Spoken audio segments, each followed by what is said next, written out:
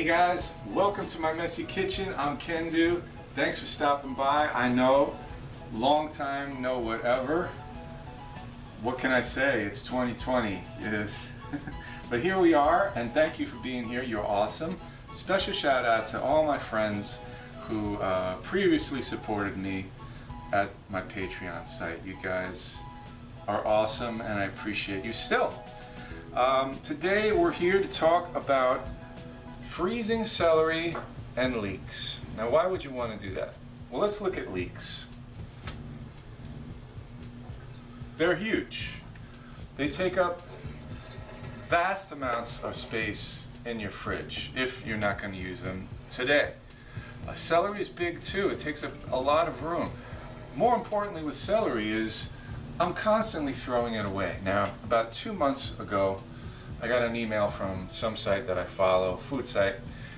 This is what you have to do to keep your celery fresher longer in your fridge, and it turned out to be wrapping it in foil. Now, yes, it works. It will extend your celery's life for another week, maybe another 2 weeks.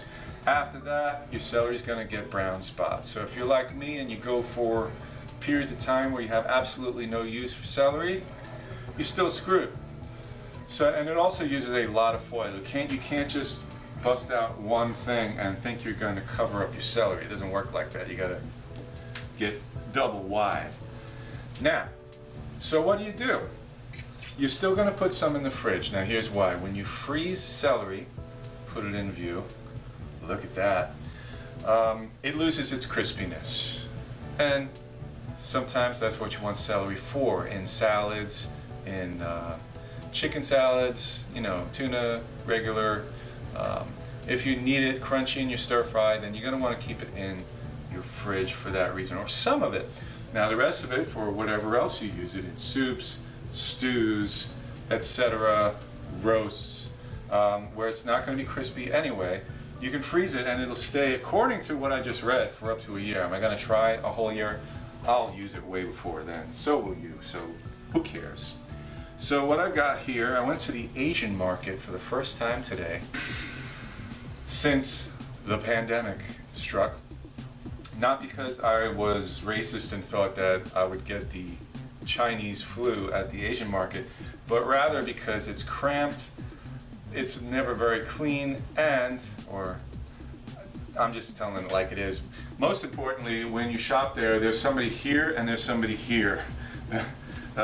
There's no distancing whatsoever. So I've avoided Asian markets until today, when I picked up some leeks, some celery, some spaghetti squash, and a whole bunch of other stuff for cheap. Bok choy. You know me and my bok choy. But anyway, so what we're going to do is I've trimmed off all the undesirable parts, and I got some water boiling over here, and we are going to blanch our celery. So I'm just going to drop it in here, and we're going to let that cook for 3 minutes, and then we're going to throw it in an ice bath, which needs more ice because this is like take 7. I'm a little rusty. And when that's done, we'll pick it up, you know, segue, here we go. Smells good if you like the smell of celery. I do. So there we go. We got one more straggler over here. Just let it sit in there for a little while.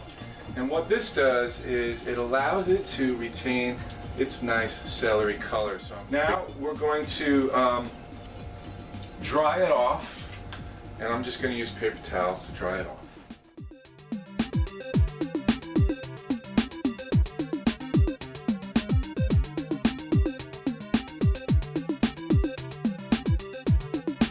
So the good thing is we don't have to do this all with the leeks. I've dried them off with paper towels. I put them on a sheet pan. I use some wax paper mostly so you don't see what condition my sheet pans are in. And we're just going to let them air dry a tiny bit more, and then we're just going to take this and we're going to stick it in the freezer. Once they're frozen, you can put them all in the same container or freezer gallon bag, and take them out one at a time, or however many you need at a time. Pretty convenient. Sometimes the trick is finding room in your freezer, but it looks like I got lucky today, so we'll just put it right on top there and we'll let them freeze. So I'm specifically talking about the green parts of the leeks is what I'm going to freeze. You can freeze the white parts too. So I don't use the white parts. I can't in my particular diet. So I'm going to freeze this for a friend, and then when she defrosts it, she can do the usual slice and wash and soak thing.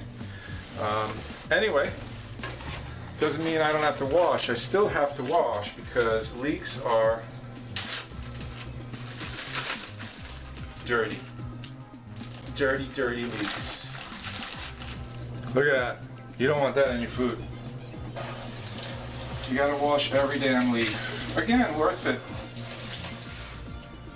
I think I did a good enough job. I hope so. So there it is. If you're low FODMAP like me, you need to chop off everything that isn't green, and that's usually fine. The problem with the Asian markets is they have a tendency to remove the green parts. They assume that nobody wants them because they're not edible. But what you do is you season your oil with them. So even if you're not low FODMAP, you don't have to waste these parts. You can freeze them. And next time you make a stock or a soup and you're starting with some olive oil, you can throw your leeks in there and let them season that olive oil real nice. And then you pull it out. So what I'm going to do is I'm going to do the same thing. I'm going to dry them. Paper towel works pretty good because if you use, a heavy fabric softener on your kitchen towels, then you're going to make your vegetables taste like, spring fresh and lavender.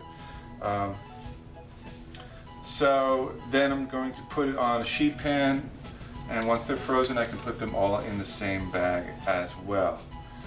That's it, guys. I just wanted to come and hang out with you for a little while. And don't forget to say hey in comments or wherever you like to say hey.